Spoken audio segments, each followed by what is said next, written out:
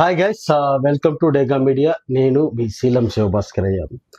So ఇక్కడ ఇంకొక promo అయితే వచ్చేసింది. సెకండ్ ప్రోమో అయితే కనుక ఇది చాలా డిఫరెంట్గా ఉంది అన్నట్టు. అప్పుడే ఒకరికొకరు ఎమోషనల్గా కొంచెం దూరం పోయి ఆడుతున్నారు అని అనుకోవచ్చు. ఇందులో కూడా ఫాల్ గేమ్ కూడా ఆడినట్టు క్లియర్గా కనపడతా ఉంది. అంటే పేషెన్స్ కోల్పోతా ఉన్నారు రోజు రోజుకి.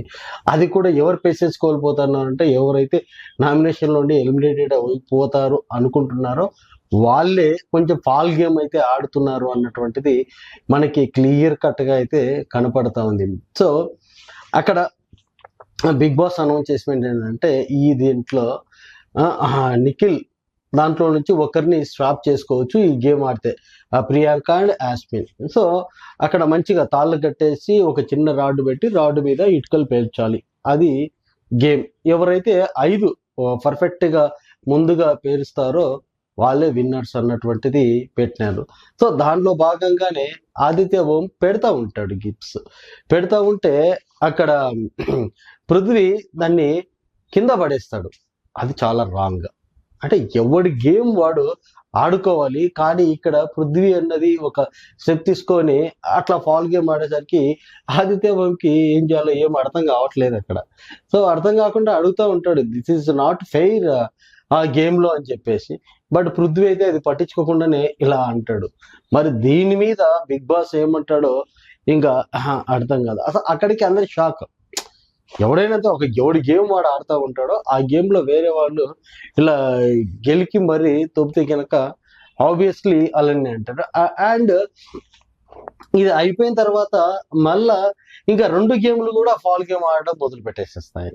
సో అక్కడ వాళ్ళు పెట్టేదాన్ని నూపుతూ ఉంటారు అండ్ ఆపోజిట్ వాళ్ళు కూడా నూపుతూ ఉంటారు. So Nainika team and Yasmin team both కూడా ఇలా. ఒకనొక సిచ్యువేషన్ లో అభయ్ మరి ఘోరంగా కాలుతో తంతాడు, కాలుతో హిట్ చేస్తాడు.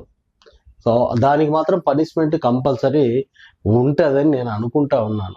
ఎందుకురా అంటే కనుక ఒక ప్రాపర్టీని డ్యామేజ్ చేసే దాంట్లో అవి ముందే అన్ని అగ్రిమెంట్లలో ఉంటాయి. దానికి కంపల్సరీ కొంచెం నెగిటివ్ అవుతుంది అన్నట్టే ఉంటుంది. ఈసారి అభయ్కి మాత్రం కంపల్సరీ నెగిటివ్ అవ్వడం అయితే అవుతుంది అని అనుకో. సో మొత్తానికి రచ్చ అవుతుంది. ఫైనల్గా శేఖర్ భాష ఆ టీం గెలిచినట్టు అక్కడ కేరింతలు అయితే వేస్తూ ఉన్నారు. మరి అది ఎట్లా జరిగి ఎట్లా శేఖర్ భాష ఉన్నటువంటి టీం ఎలా గెలిచిందో మనము చూడబోతున్నాము అన్నట్టు. సో ఇక్కడ ఇంకా ఫుడ్ టైంలో మాత్రం పెద్ద రచ్చ జరిగిందని క్లియర్ కట్గా అక్కడైతే చూపిస్తా ఉన్నారు. అది కూడా కిరాక్ సీత ఫుడ్ తింటా ఉంటుంది. తినేటప్పుడు నేను ఎవరి గిన్నెలు కడగను అంటది. వెరీ సింపుల్గా అన్నప్పుడు దానికి రియాక్ట్గా అభయ్ వచ్చేసి నువ్వు నా ఇంట్లో కడగట్లేదు, పార్ట్ ఆఫ్ గేమ్లోనే అనేది అంటాడు అన్నట్టు. బై ఎందుకు అంత అగ్రెసివ్ అవుతున్నాడు అభయ్ అనేది మాత్రం అర్థం కావట్లేదు. అక్కడ గేమ్లోనేమో కాల్తో తన్నాడు, హిట్ చేసినాడు. ఇక్కడనేమో అక్కడ జెండర్ అండ్ డిఫరెంట్ లేకుండా కొంచెం సౌండ్ అయితే కొంచెం డిఫరెంట్గా అయితే చేస్తున్నారు. అది ఒక కోణంలో ఒక నెగిటివ్లకి వెళ్ళిపోతూ ఉంది అభయ్ మీద. సో కిరాక్ సీత అన్నది ఏంటంటే కనుక అంటే మీరు పని చేయరా అన్నటువంటిది అభయ్ అంటాడు ఎవడు కూడా నా ఇంట్లో పనిచేస్తలేదు అన్నటువంటిది మాట్లాడుతా అన్నట్టు.